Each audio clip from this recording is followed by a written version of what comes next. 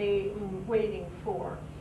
What is the reason in which they delayed the finding of this individual? And there's a lot of interesting perspectives there. I hope, Baktar, you don't mind if I add that you have told us that 9/11 was a government operation, not a terrorist operation. And of course that changes everything when it comes to questions about how the government would search for bin Laden or Saddam Hussein and so on. Yes, yes. It changes the questions to a lot of things. Why we go to war, what we're really after, what is the real purpose of it. What are your American soldiers dying for? Really? Do they know? Is it really about freedom? Is freedom about going into somebody else's country and taking away their freedom? There is no weapons of mass destruction, we know this. So what was the real threat? And if the towers were brought down by our own government, then obviously it wasn't brought down by the terrorists.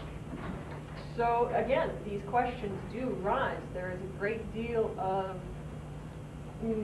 unsurety about what the government is up to. How you doing? Okay, another question? Yes. Baktar, you mentioned the year 2012. Would you mind telling us what will be the most defining moment about that year and what we're going to remember from it as the year 2012 when such and such happened? That depends on your creation of reality. Now, we know that that sounds like an evasive question, but that is the fact. Each individual in this room is going to, one, experience that event in a different way, even though you will also sense that your friends and family are experiencing the same event as you are. So understand that there is different timelines of existence here. There are multiple major possibilities that are going to be, let us say, more common, more likely. And that is one, an announcement of ETs from the government, possible ET government war, or at least a falsified ET government war. One possibility is an environmental climatic change that is at least finally admitted to the point where everyone is going to have to start rethinking about the resources of food and where to be safe during this climatic change. It can also be, if the ETs choose, and they have been debating whether or not to have any open contact publicly, more so than they've already have. So there's lots of different possibilities, and of course 2 or more of those things can happen also. And it doesn't necessarily have to land on 2012. The calendar that you understand ends at that time, but it is the ending of the 3rd dimensional timeline. The 4th dimensional timeline can start anywhere prior and after that, and for each individual that may be different. Their time may be different when they shift from 3rd dimensional thinking to 4th dimensional thinking. So they may have a different year where they really stand up and pay attention. This 2012 could be as far into the future as 2026 or even 36, depending on how much the consciousness of the world wants to either delay or soften the blow, if you will, of this change. In this time, there is a great deal of movement to soften the blow and to also delay the blow in your collective consciousness. So it is very possible that 2002 may be an interesting year, but not the year that is remembered. 2012. Yes, yes, 2012. In the back, yeah. I just want to know if there's any alien bases on the moon or Mars.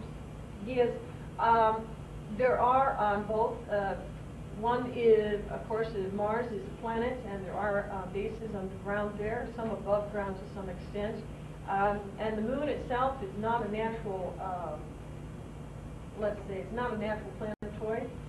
It is basically a starship in disguise. It is a very large base that is in resonance of 4 different ET groups. It is basically a duck blind watching humanity's progress in this time. Yes. When you asked the first question, Baktar, she said Osama bin Laden. Has Osama bin Laden been found? Were you referring to Saddam? So they found him and they're keeping him in, on ice? Well, yes, let us say that he has been found, just as the other one that you mentioned is also found. And well, let us just say that the one that is found and the one that is imprisoned are, let us say, copies of each other. Clones. They're Yes. talking about Saddam Hussein. Yes. The one that was captured is a clone, according to Baktar. Yes, but it's also true with this other one too. Well, then, without getting too many people upset, I understand that actually the former Pope had actually passed away, 10, 12 years ago, and he is also was a clone for the last 10 or 12 years. Is this your John understanding? Paul? John Yes. Paul? We understand the reasoning for this thinking. However, we would like to disagree with that. In the majority of your realities, that is not so. However, since you mentioned the Pope, in our book, if you look up John Paul, you'll see not only a comment on him, but about the man who would become the next Pope. And the comment that Baktar made about the man who would be the next Pope, who just recently took that position, Baktar said would be the Black Pope, and I believe the last Pope of the Catholic Church. So this would be a very interesting thing you could comment on now. Yes, this individual may look very promising. He may make very positive changes within the church, let's say in the metaphysical direction or in the social direction. But at the same time that he's trying to make the church more palatable for the younger generation, he is also corrupting the church even further than it's already been corrupted. Let's say, powers that be, or it's often referred to as the Illuminati or the controllers, are beginning to, let us say, put their faces out. In other words, they're beginning to take positions in power openly versus staying behind the scenes, controlling from behind doors. So do watch out for that in the near future of new leaders that are up and coming. And did you say that he would be the last Pope? It is a good chance that he will be, depending on a few items of time and creation, but it is very likely that he will be the last Pope, yes.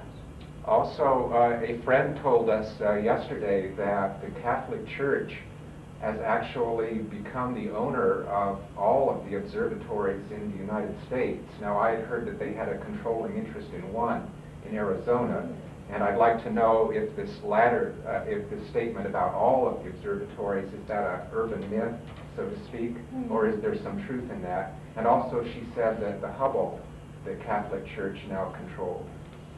There is a great deal of money from the Catholic Church that has interest in a lot of the telescopes of the world, including Hubble, but it's not 100% on all of them. However, their interest is very high, and they also do have agreements. Certain planetary sightings would be reported to the church. There's a great deal of secrets about incoming planets, incoming ships, etc., that can be picked up by telescope, and this information is sequestered away to the church and the governments. Yes. Is it true that the next Pope will be Jesus? Well, there will not be a Pope as such. There is an individual that will be very, shall we say, Christ-like. But we want to be very clear about something. The raising of Christ consciousness is within each and every one of you, and not in an individual. Do not expect to be saved by one person. Do not expect to be led You must learn to lead yourselves to your own truth, to your own discernment, to not depend on any individual, a church, or a government to tell you the truth and to have good intentions for your decision-making process. If we as individuals do not learn to make our own decisions for ourselves as to what is true and what is not true, then you will always be a victim to being controlled by other people's truth. Does this make sense? Oh. I think in the back, yeah. I had a very similar question as a subject of religion. Presbyterian, we believe in heavenly hope. Mm-hmm. Kind of like it goes there, like candles to flame and recharge and push it back out. Is this a similar thing? Is it like a light channeling to you? Is there a pattern to that you see?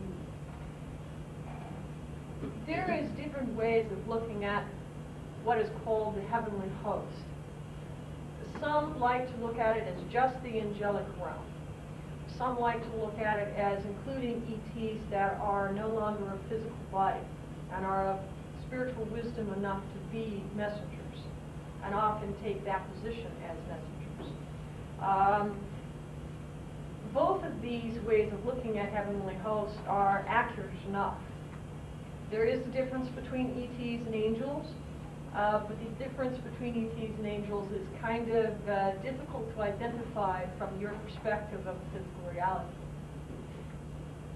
Most of the physical ETs are just like you. They're learning. They're perhaps more spiritually inclined than you because they're older than you, but they're also still learning. They're within the physical matrix. They're still within the falseness of what you call reality. They're still within the veil. Their veil between them and the spiritual may be thinner. They may understand, let us say, God more. But it is not necessarily that they are in all-knowing positions. So any ET that is physical may be advanced to you in some ways, but may be very equal to you in other ways. The heavenly host, however, does have, let us say, a more direct telepathic communication with the universal God.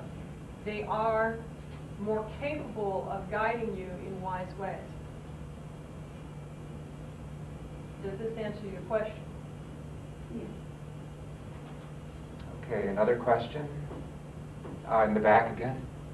You said that Baktar might comment on different ufologists' work. What does Baktar think about the work of C.L. Turnage? The alternative. Oh, we're going to tune in.